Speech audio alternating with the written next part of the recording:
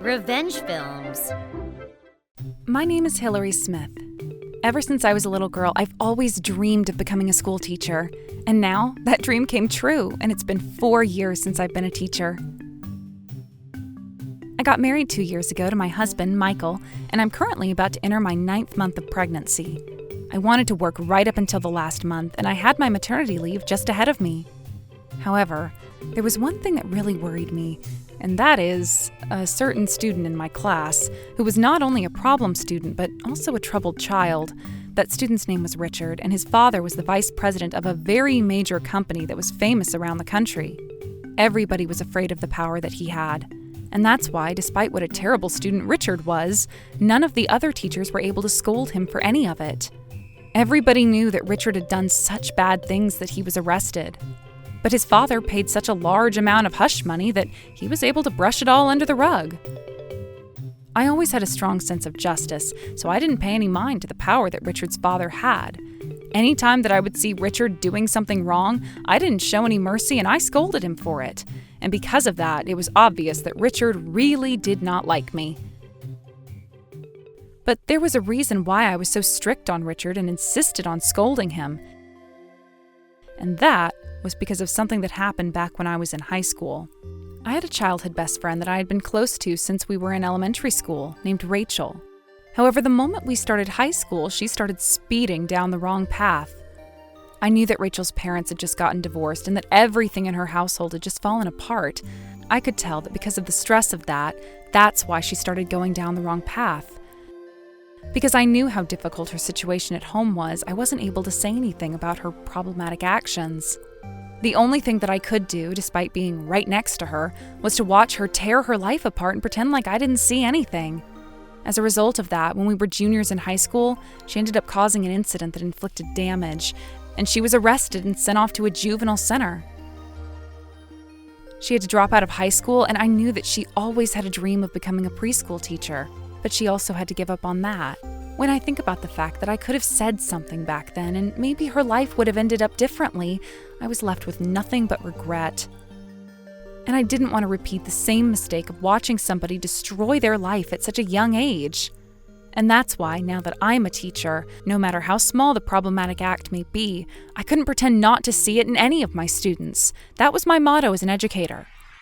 When it came to Richard, his problematic actions only continued to escalate, and there were rumors around the school about the bad things he was doing. And that's why I decided to stay until the very last minute of my maternity leave so that I could watch over him. But then one day, I overheard the students in the hallways gossiping and saying, "Doesn't it smell like cigarette smoke around here?" I immediately noticed the smell, and I tried to follow it to the source. I was able to track down the smell to the science room, and when I got there, I opened the door. I wasn't surprised to find that Richard was in there, alone, boldly smoking a cigarette inside of the classroom. I immediately scolded him. "Richard, what are you doing? You need to stop that immediately!" But his response to me was, "Oh, it's you again. Whatever. If you want to tell the principal, then go ahead. My dad's gonna take care of it anyway. There's nothing you can do." And he laughed at me. I then grabbed the cigarette out of Richard's mouth and said strongly to him, "Even if you try to erase this from the records, I am not gonna let it happen." Richard was furious, and before I could react, he lunged forward at me, yelling, and jumped on top of me.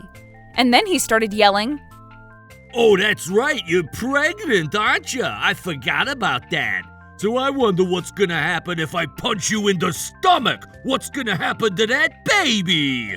he said as he started raising his fist. I desperately yelled, "Stop it, Richard, stop!" And I tried to defend myself, but he was a high school boy, and with full force, he punched me right in the stomach. And then he got up and laughed.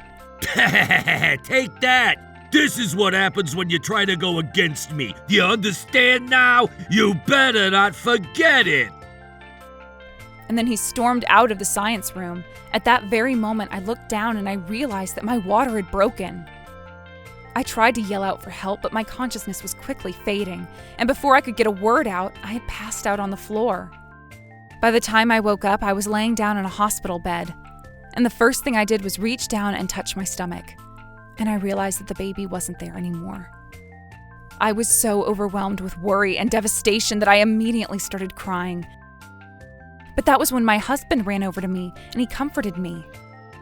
Hillary, you're awake! Thank goodness! Don't worry, there's no need to cry. The baby was born and she's safe and healthy. And he came by my side and patted me on the head. When I heard that, I was so relieved that I cried even harder, and for a while, I couldn't stop crying while my husband held me.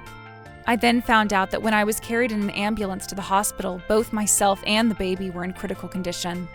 We were put through emergency surgery, and the doctors were fortunately able to save both of our lives. Because the baby was born over a month before her expected due date, I was really worried, but they said that even though she was a little bit small, there were no major concerns to her health. After I was able to see my baby and had finally calmed down from the whole situation, my husband sat down with me and asked me to tell him everything that happened in detail. And so I told him everything that I remembered about what Richard did to me in the school. My husband was beyond furious. We need to talk to the school and have them call his parents. He needs to take responsibility for what he's done, he said. I also thought that it would be the best thing to do, so as soon as I was discharged from the hospital and I felt better, I went to visit the school. However, when I went straight to the principal and explained the situation to him, his response was disappointing, as expected. You already know this, but even if we talk to his parents, they're just going to pay hush money and brush it under the rug. However, my husband said that even if that's the case, it's fine. He just wanted to speak to them. And so the principal arranged for Richard and his father to be brought into the office. The next day in the principal's office, we began the discussion with Richard, his father, the principal, my husband, and myself. But the first thing Richard's father said to us was, "So, how much money do you want out of this? I'm sure things must be difficult for you since you just gave birth to a baby, so I'm happy to pay whatever you need."